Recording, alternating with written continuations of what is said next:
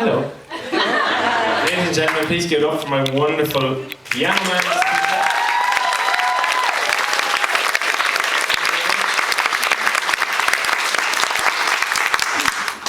Mr. Peter Sheridan here.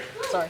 Is a very talented man, and not only is he, well, actually, first of all, as you can see, he's despite his young, handsome, rugged looks,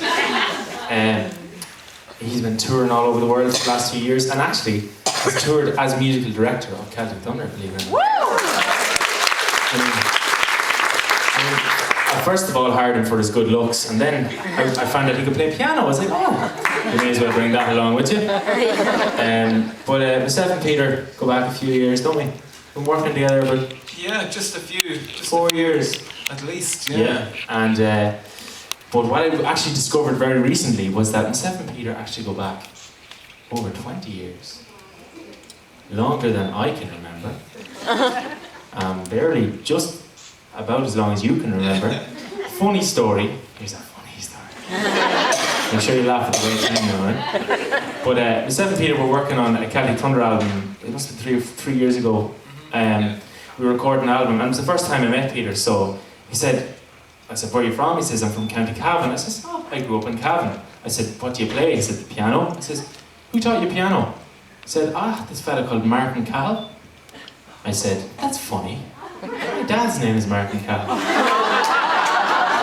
So we put 2 and 2 and 2 and 2 and 2 together and got 400.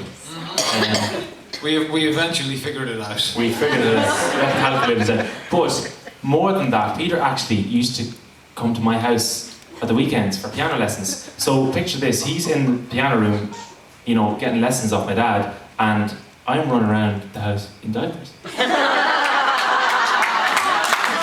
If I was lucky, you know, he had diapers on him. Not many people have the privilege of seeing Emmett in his birthday suit. I myself, you know. You're one of the few, Peter, you're one of the few. But, like, talk about a small world, and here we are. And, like, I mean, 20 years later, here you are, Peter, in Kansas City, touring America with me. I mean, living the dream or what? This must be a thing.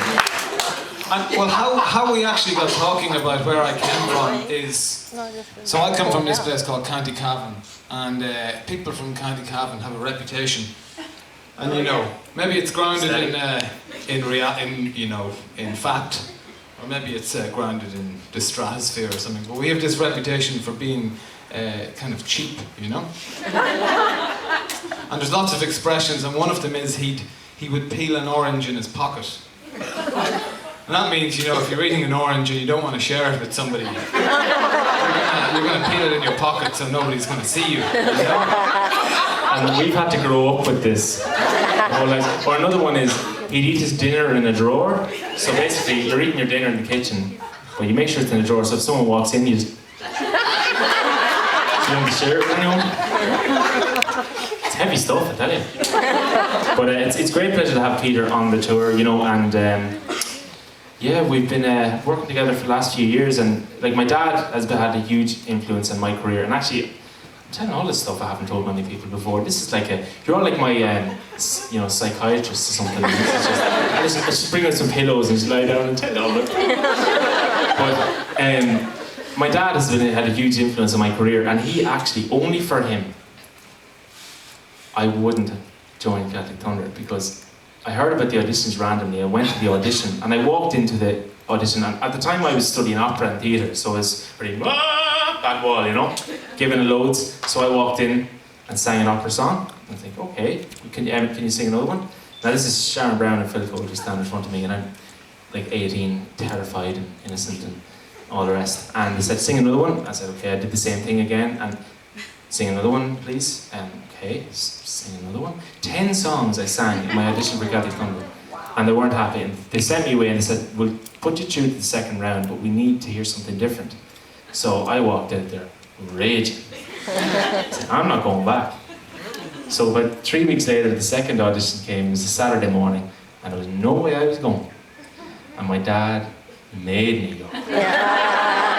took my guitar, he threw it in the boot of the car, and he said, "You're going to that audition." He said, "Look, nothing might come of it." You know, we didn't know much about Celtic Thunder or anything like that at the time. He said, "Look, just go, and if they say no, they say no. We'll go for pints after. It's grand." So we turned up, and I went in, and whatever I did the second day, that was it. That was the start of the journey. So it's funny how little decisions to listen to your parents. I know people say it just out of habit, but all the moms, "Yeah, I told you." But that's the truth. So only for, I want to thank my dad for that one. I wouldn't be sitting here if it wasn't for my dad. Well, obviously, the very start. But fair play to him. He pushed me into doing it, and he obviously had a great influence on Peter's careers. You know, if you're admiring Peter's skills, Mark and Cal, let's give him a